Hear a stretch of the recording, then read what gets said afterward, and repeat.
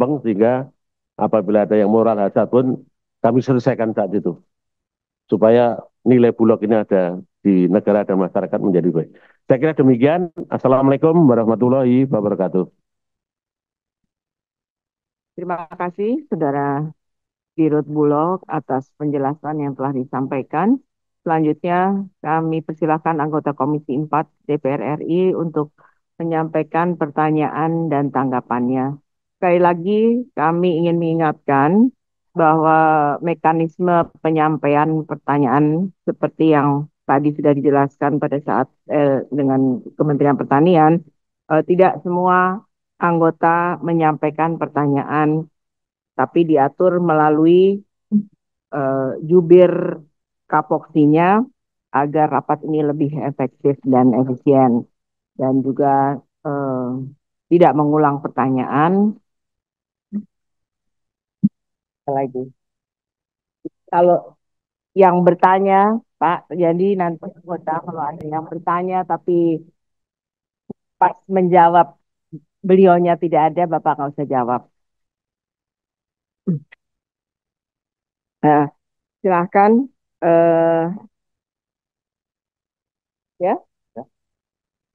boleh dari pimpinan dulu, pimpinan kode Pak. Terima kasih, Ibu Ketua, Pak Ibu, dan saudara sekalian. Karena tadi saya disebut-sebut namanya, ya, maka rasanya saya perlu memberikan catatan terhadap Bulog ini ya.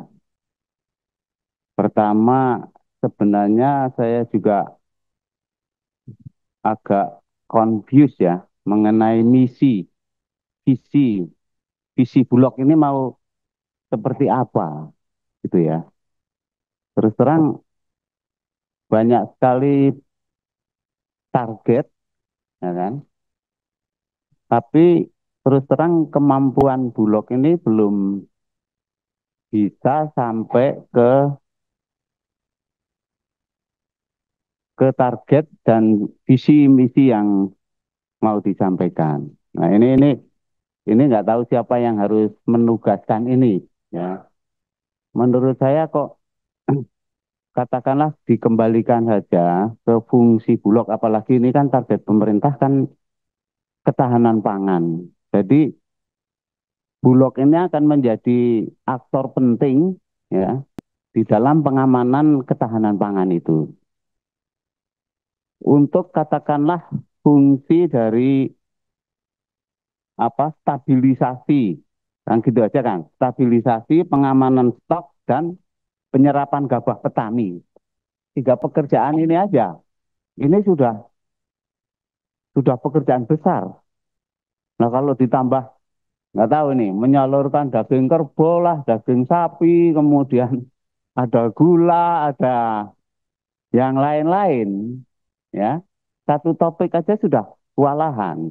Nah ini nggak tahu ini siapa yang harus menetapkan visi ini ya. Jadi cukup ditugaskan gitu aja. Pengamanan apa beras dan gabah gitu aja. Misalnya satu itu aja dilaksanakan dengan sempurna ya. Jadi jangan mengambil pekerjaan-pekerjaan yang terlalu banyak tapi tanggung-tanggung semuanya. Nah, satu aja laksanakan dengan sempurna itu ya kan. Nah, ini kemampuan Bulog terus terang dalam hal pembelian gabah petani itu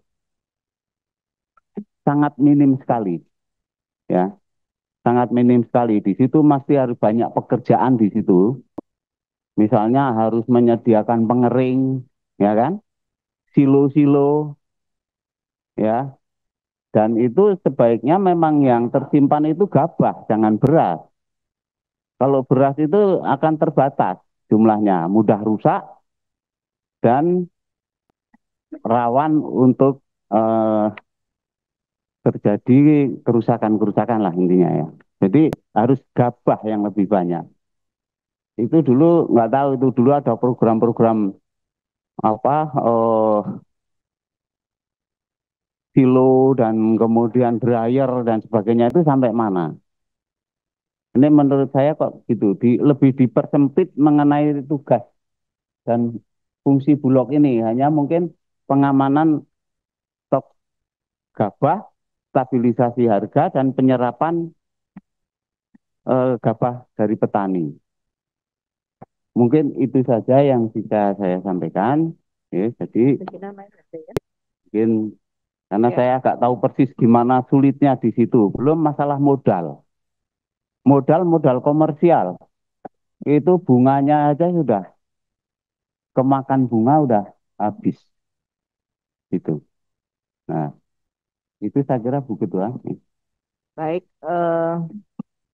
mungkin dari PDIP diwakili Pak Rohmin Dauri. Pak, jangan diborong semua pertanyaan, Pak, nanti yang lainnya nggak kebagian. Terima kasih Ibu Ketua. Assalamualaikum warahmatullahi wabarakatuh. Salam sejahtera untuk kita semua. Merdeka.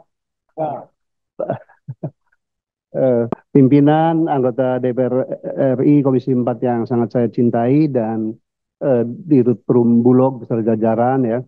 Pertama kita harus kembali ke Hito Pak, memang bahwa sejak zaman Pak Harto dulu tugas dan fungsi pokok Bulog kan dua saja untuk buffer stock and buffer price. Bagaimana stabilisasi harga dan stabilisasi stok. Tujuannya dua, pertama adalah menjamin ketersediaan pangan untuk seluruh rakyat Indonesia, tidak hanya di Jawa tetapi juga di Papua dan seluruh NKRI. Dan kedua yang tidak kalah penting dengan tema kekinian Presiden Prabowo, itu memastikan fungsi Bulog juga membantu seluruh petani dan produsen pangan yang masuk dalam tugas fungsi pokok Bulog adalah sejahtera, Pak. Nah, dalam konteks itu, iya kan, kalau saya boleh jujur menilai Pak Wahyu ya, in the last 10 years itu atau boleh dibilang sejak reformasi ya, fungsi Bulog untuk menyerap gabah kering giling ya, beras, kemudian yang ditugaskan lainnya Pak Pangga memang jagung, daging ini kan tugas tambahan Pak ya. Itu fungsi menyerap dari domestik atau petani dalam negeri itu kurang Pak. Kita dibombardir dengan isu impor terus. Jadi seolah-olah Bulog pun addicted atau kecanduan si impor. Nah kami di Komisi 4 ingin mendapatkan penjelasan dari Bapak, Pak, sudah ada transformasi belum bahwa fungsi utama dari Bulog adalah sekali lagi buying atau purchasing, membeli produk komoditas pangan dari petani, peternak dan produsen pangan lainnya, Pak. Kami ingin pemaparan itu. Karena kalau itu fail ya, buat saya nggak perlu ada Bulog, Pak. Jadi fungsi mensejahterakan petani dan buffer price itu, dan apalagi tema Presiden Prabowo adalah suasana pangan itu akan wassalam. Wassalam tuh nggak tercapai. Yang kedua ini Pak, kita kan sering dihadapi dilema ya. Kalau misalnya soal beras naik gitu ya, konsumen yang menjerit gitu ya. Sebaliknya kalau beras atau GKG itu turun, petani yang menjerit. Kenapa tidak meniru di negara maju Pak? Saya 5 tahun sekolah di Kanada, Pak. Pak Wahyu lebih tahu bahwa Kanada is one of the best country in terms of food management. Itu double subsidi pada output, Ibu Ketua. Iya kan? Jadi misalnya break even point untuk produksi beras itu misalnya Pak ya, 10.000. Nah, Bapak harus beli minimal 12.500 Pak. Pak Darsono gitu ya. Pak Darsono teman sekelas saya dulu nih. Nah, jadi minimal 25% Pak untuk proyek pertanian itu, mohon maaf, di negara maju yang benar Pak ya. Nah lalu Bapak lihat, kita lihat kalau konsumen majority di Indonesia itu hanya mampu 10.000, pemerintah harusnya menjualnya 10.000 juga. Jadi double subsidi itu gitu, petani tetap sejahtera, konsumennya tidak terbebani. Jadi meskipun pemerintah dalam hal ini mensubsidi 5.000 misalnya, tetapi ekonomi dalam negeri berputar Pak. Petani sehat, peternak sehat, dia beli sepatu, menyekolahkan anak baik, dan multiplier efeknya. Itu yang harus dilakukan kita ya Tuh. Download Tribun X sekarang, menghadirkan lokal menjadi Indonesia.